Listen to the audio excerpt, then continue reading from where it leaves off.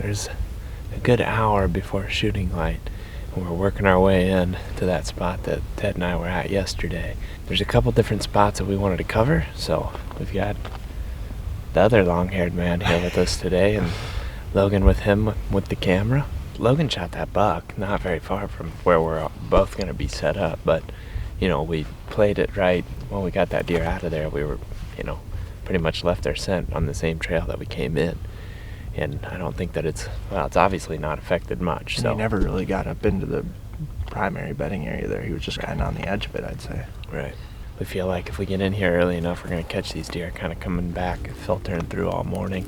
There's two very similar spots that we're going to be at. They're basically creek channels, small creek channels that come off the main creek. And we're going to walk that main creek up and then split off on separate channels. We're both going to be close to food sources and bedding areas. It's just going to be, I think, really a pretty high odds chance we're going to see a good buck. We're going to get moving because I don't want to start getting stressed out here if it starts getting daylight. Let's do it. I'm stressed out being on this ice. Big crack right there.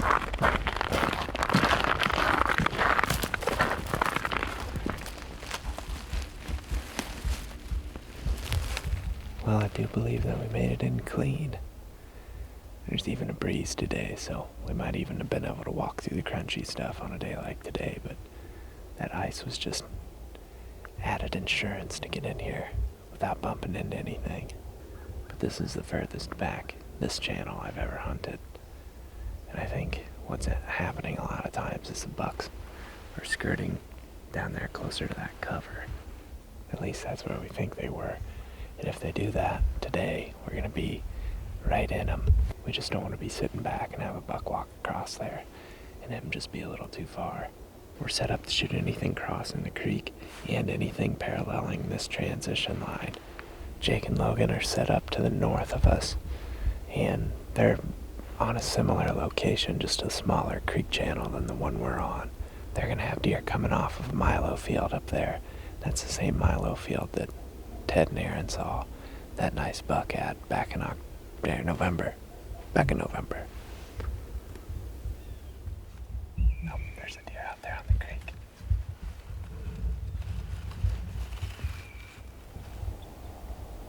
That might be a shed buck. I don't know. It's hard to tell.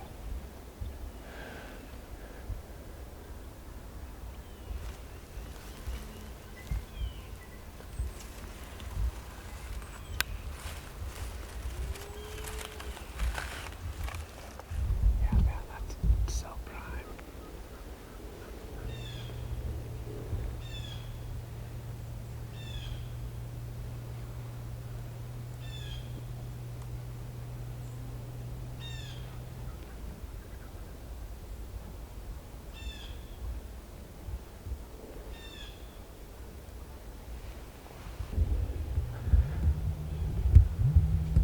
I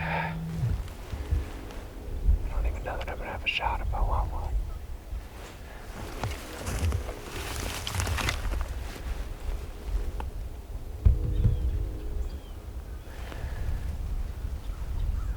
I don't think I'm gonna shoot him.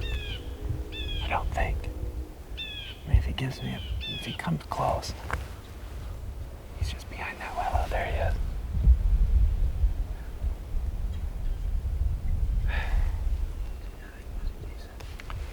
He's decent.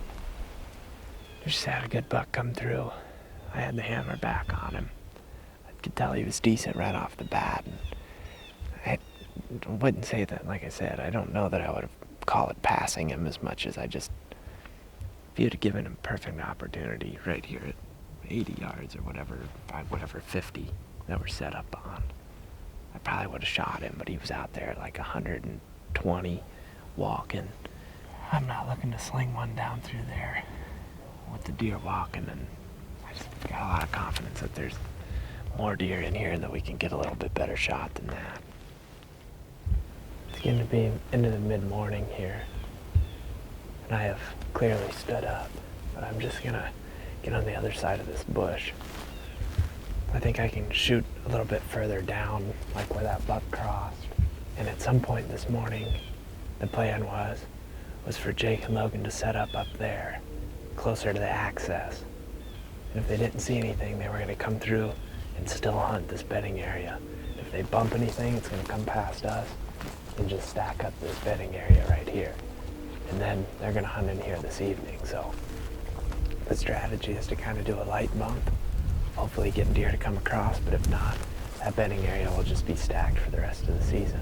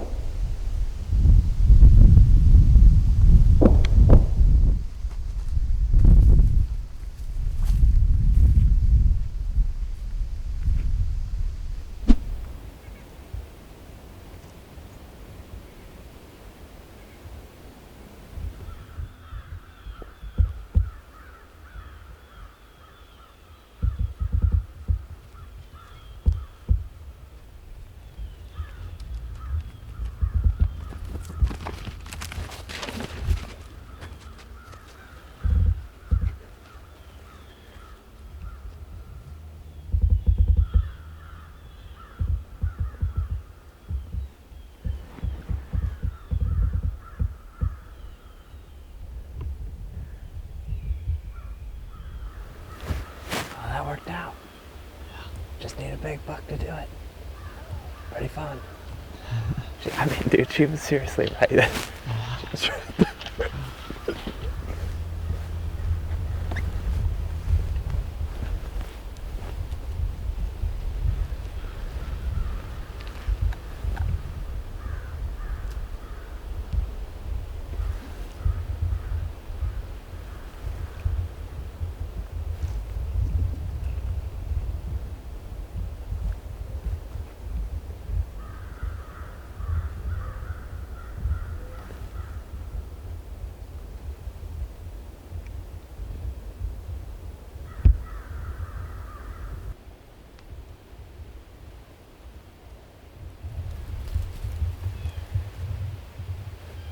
Well, apparently there's just does in here.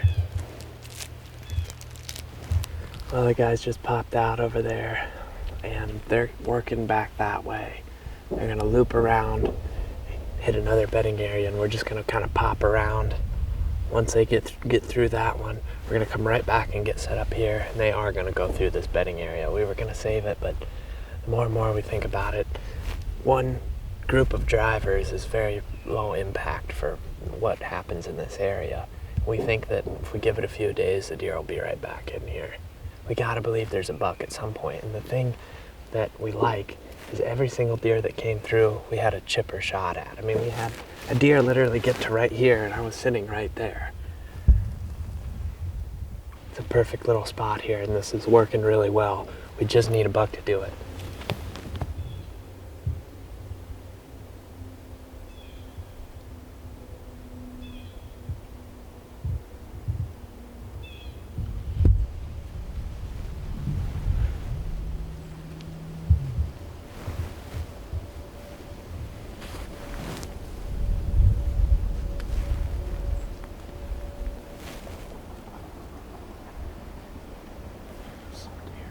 What? Logan right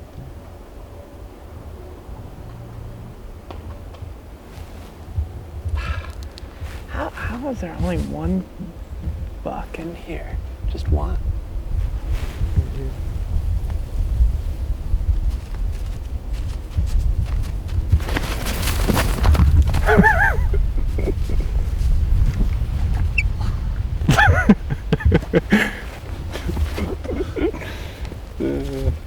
What are you supposed to be thinking right now? Dang tree moved. Oh, maybe I can get it like a quick tap if I moved quick enough, but didn't pan out. I think that pretty well sums up our morning. We got the deer moving. Just did not have a good buck come through, which is super surprising because I'll bet you today we've seen, I mean, who knows how many deer we've seen. That's pretty much it for the morning. One buck. He came right here. Everything that we did would have worked. Like, we could have pretty much shot every single deer that we saw today, except for those ones that went across down there to the south. That feels good. Yeah. I mean, like, had an easy shot at them right there. The only thing that got out, to my knowledge, was 2 fawns there in the beginning, and then I kind of just set the edge. Like, how I've been doing it is just walking the whole thing downwind, and then I start to zigzag it. Mm-hmm. Because I think down here... Did you guys get to that fence over there? He walked that side, yeah. Well, he popped out right here. I don't know. Deer were getting up before we were even halfway down the hill. Like, they don't sit tight at all. As soon as they hear, see, or smell you, like, all they need is one of them, and they're going to get up. Well, it's hilarious because they don't care what's going on because they get out here and they just, like, start looking around. And, like, they stop at the creek every time so you get a shot. Used to around here, like a one-man bump like that. Like, either it's balls to the walls, like people are yelling and stuff, or, like, they're just used to getting bumped by one guy that's hunting by himself. Mm-hmm. Yeah, it's weird. It's working pretty good. They did everything right. It's roughly 2 o'clock, and we decided we wanted to come wind bump this spot that Eric shot that buck at. We're going to do this wind bump a little bit backwards, I guess. Just reverse the whole thing of what we did when Eric shot that buck. We got a westerly wind instead of an easterly wind. So we're just going to go in there, try to get set up in a similar location to what Eric did. But on our way in, we're going to still hunt, just be glassing this brown grass down here along the creek because we've been seeing a lot of deer bed in there, but we're going to get moving.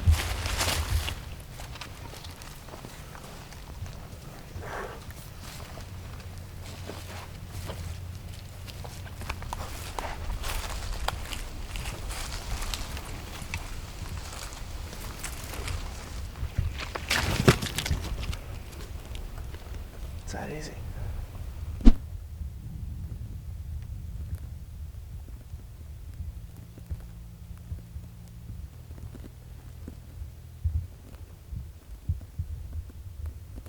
Is that one looking?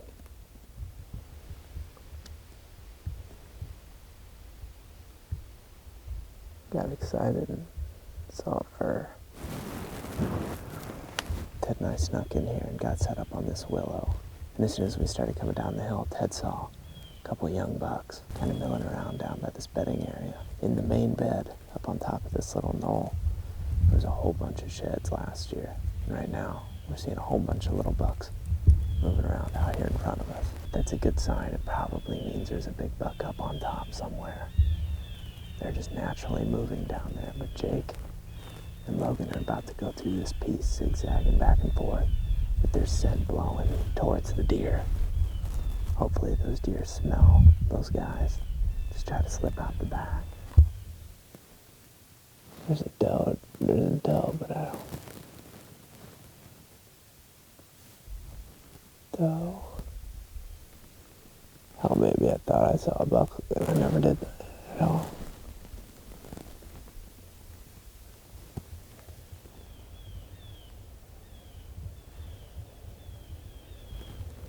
Here's a buck, here's a buck. Yeah, I'm gonna shoot that buck. I don't have a shot. Son of a gun. May have him here. Do you have him? Yes.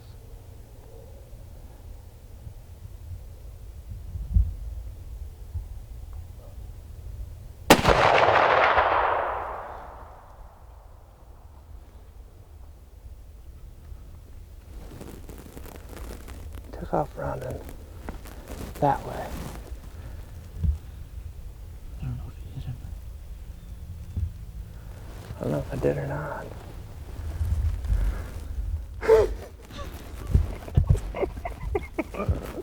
I don't even know if he's any. He's nice. He is nice, isn't he? Yeah, he's pretty good. I don't know. That was a 150-yard shot. I don't know if I hit him or not. Cool, dude. We at least got a shot. I hope it's good. I hope I either. Opposite way, isn't it? What's that? From the opposite way that they were going. No, that's the way they were doing it. Oh, It worked. It worked perfect. No, it worked perfect.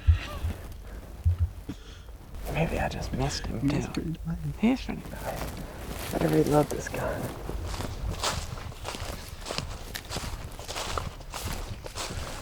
love to tell you that we finally did it, but I totally missed that son of a gun. You did. You can tell in the video. Yeah, he doesn't even move. Where was he up there? Down there. Missed him. The big one right in the middle here. Man, we should have moved up there. You know, in hindsight. Yeah, you couldn't have went much further though See? because they jumped up right here. They did. Yeah, like they were right on the private line. With that CRP now, they're all betting on the private. And luckily, they all came down because this is where the cover Did is. you see him? You might have seen him Tails. or a different one, but yeah, it There's was a whole bunch of does when it started going across, and then I saw him. right at the end there was when we jumped them all. I mean, we were right here when you shot. Oh, you were. He was going plenty slow enough though, or? He was stopped. Good. I mean, it was a shot I should have been able to make. Yeah. I just, Execution is working, it seems. That's good. That's a positive thing. Yeah, because he wasn't running. I mean, well, just not gonna even shoot at. I know it's working. It's gonna work. Yeah. Like, we know what we're doing now. We've done it enough years. But, like, Well, it's gonna work. that's the good thing about knowing these bedding areas too. Is like, we know that that's a bedding area, and we know the next closest one that they're gonna want to get to is right there, and that makes everything so much easier. Well, not even right there. It's right there. Yeah. And that's where they were gonna go. You know, the only thing that would have made that work perfectly is if we'd have been up another 50 yards, Mhm. 60 yards. Then it would have been And then 100 instead of in the 100. future, that's the only. I mean, because last year they were going right across the top up there. And we heard them coming down through the woods. We thought they were gonna come up here, and they started shooting down. But ever since we got permission to go in from that private and we're able to get on the backside like that, they're all just going straight to that bedding area because we're pretty much blocking that side off from them before they even know we're there. Mm-hmm. So Oh, we yeah. gotta go this way. Well, we're certain we missed the deer. I mean, he doesn't even flinch in the video. We watched that back and found that out pretty quickly, but You can see fresh tracks right here too, and if he Yeah. was bleeding, you'd see it on the snow. he just stood there for a while. Never seen a deer that's been hit that just stands there, but it's my fault. I actually think I held too high. I thought that he was a little bit further, and I held it just a touch higher than I probably should have. When really you should have just held right on him. Right. I thought he was more like, well, and I guess it's not that much further, but I thought he was 175. He was probably 150, and the way the gun's shooting, I should have just held it right on him, but I held it high. I held it more like I was holding it for the 200-yard Mhm. shot. And I Which is a should've- big difference with the muzzleloader, just because it really starts to drop. There's just not bullets just not traveling as fast, So I'm sure I just shot way over his back. which is better than hitting it Yeah. and wounding it. So Maybe I didn't hit over his back. Maybe I'm totally full of it and I just like got buck fever and like we're gonna watch and it hits that tree up there or something. But it's whatever. You miss some bucks sometimes.